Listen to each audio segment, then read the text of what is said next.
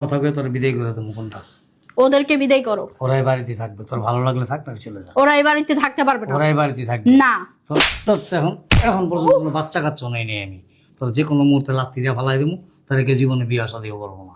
ওদেরকে তুমি এই বাসার মধ্যে রাখতে পারবে না, বুঝতে পারছো? যদি আমার সাথে সংসার করতে চাও। আমি একটা জিনিস স্পষ্ট দেখতেছি আমার চোখে, এটা কি জানোস?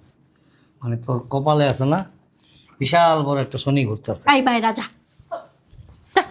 ভাইয়া এই সারো মারে, আমার সংসার থেকে ওদেরকে আমি রাখতে দিই। আমি তোমার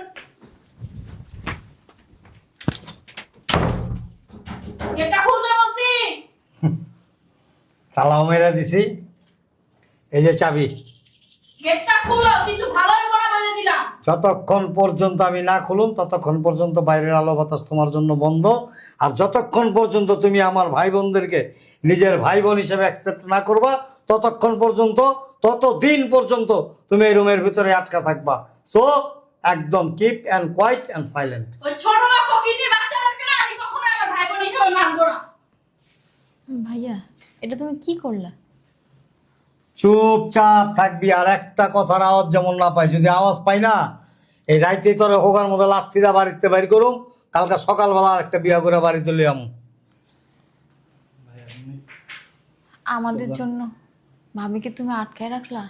ওরা ওরা আছে না, ও আমারে মানে জিম্মি বানায় ফেলছে। জিম্মি বানাইছে এই কারণে, কারণ ওর আর আমার বয়সের মধ্যে কিন্তু অনেক ডিফারেন্স, তাই না? ও ভাবছে যে আমি তো অল্প বয়সী মেয়ে, আর আমার হাজব্যান্ড তো একটু বয়স, আমি যেভাবে নাচামু সেভাবে নাচবে, আমি যেভাবে চালাবো সেভাবে চলবে। আর ওর ফ্যামিলি আছে না, এই ফ্যামিলিটাও এরকম টাকার লোভে আমার কাছে বিয়ে দিয়ে দিছে। ঠিক আছে, তো টেনশন করিস না। ওই কেন, ওর চাইতে আরও আরও আরও সুন্দরী মেয়েরা আছে না, আমার কোনোদিন ট্র্যাপে ফেলাইতে পারবো না। কারণ কি জানোস, বউ হাজারও পাবো, ভাই বোন কিন্তু হাজার পাবো না। আমরা একসাথে খাওয়া দাওয়া করি, তারপর সুন্দর করে বৈশাখ রেস্ট নিয়ে আলোচনা করবো। আস চলো। যা হাঁটস না কে, খাস না দেশে।